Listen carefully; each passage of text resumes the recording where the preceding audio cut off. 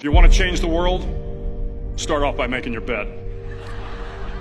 If you make your bed every morning, you will have accomplished the first task of the day. It will give you a small sense of pride, and it will encourage you to do another task, and another, and another. And by the end of the day, that one task completed will have turned into many tasks completed. Making your bed will also reinforce the fact that the little things in life matter. If you can't do the little things right, you'll never be able to do the big things right. And if by chance you have a miserable day, you will come home to a bed that is made, that you made. And a made bed gives you encouragement that tomorrow will be better. To pass SEAL training, there are a series of long swims that must be completed. One is the night swim. Before the swim, the instructors joyfully brief the students on all the species of sharks that inhabit the waters off San Clemente.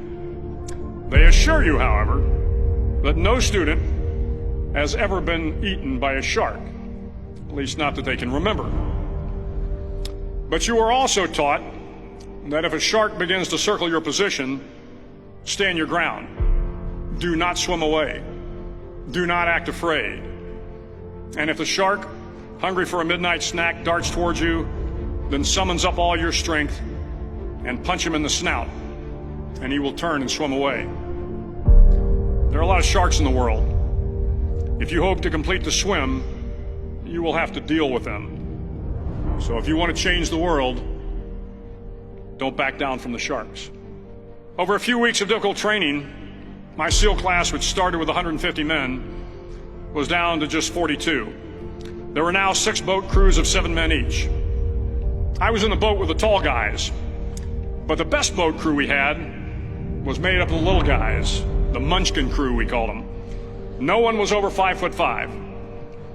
The Munchkin boat crew had 1 American Indian, 1 African American, 1 Polish American, 1 Greek American, 1 Italian American, and 2 tough kids from the Midwest. They out-paddled, outran, and outswam all the other boat crews. The big men in the other boat crews would always make good-natured fun of the tiny little flippers the Munchkins put on their tiny little feet prior to every swim. But somehow these little guys from every corner of the nation and the world always had the last laugh, swimming faster than everyone and reaching the shore long before the rest of us. SEAL training was a great equalizer. Nothing mattered but your will to succeed, not your color, not your ethnic background, not your education, not your social status. If you want to change the world, measure a person by the size of their heart, not by the size of their flippers. The 9th week of training is referred to as Hell Week.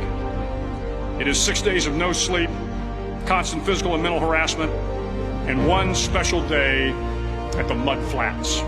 The Mud Flats are an area between San Diego and Tijuana where the water runs off and creates the Tijuana Sloughs, a swampy patch of terrain where the mud will engulf you. It is on Wednesday of Hell Week that you paddle down in the mud flats and spend the next 15 hours trying to survive the freezing cold, the howling wind, and the incessant pressure to quit from the instructors. As the sun began to set that Wednesday evening, my training class, having committed some egregious infraction to rules, was ordered into the mud. The mud consumed each man till there was nothing visible but our heads. The instructors told us we could leave the mud if only 5 men would quit. Only 5 men, just 5 men, and we could get out of the oppressive cold. Looking around the mud flat, it was apparent that some students were about to give up. It was still over 8 hours till the sun came up. 8 more hours of bone-chilling cold. The chattering teeth and the shivering moans of the trainees were so loud, it was hard to hear anything. And then one voice began to echo through the night. One voice raised in song. The song was terribly out of tune, but sung with great enthusiasm. One voice became 2, and 2 became 3, and before long, everyone in the class was singing. The instructors threatened us with more time in the mud if we kept up the singing, but the singing persisted, and somehow the mud seemed a little warmer, and the wind a little tamer, and the dawn not so far away. If I have learned anything in my time traveling the world, it is the power of hope. The power of one person, a Washington, a Lincoln, King, Mandela, and even a young girl from Pakistan, Malala. One person can change the world by giving people hope. So if you want to change the world, start each day with a task completed. Find someone to help you through life. Respect everyone. Know that life is not fair and that you will fail often. But if you take some risks, step up when the times are the toughest, face down the bullies, lift up the downtrodden, and never ever give up. If you do these things, the next generation and the generations that follow will live in a world far better than the one we have today. And what started here will indeed have changed the world for the better.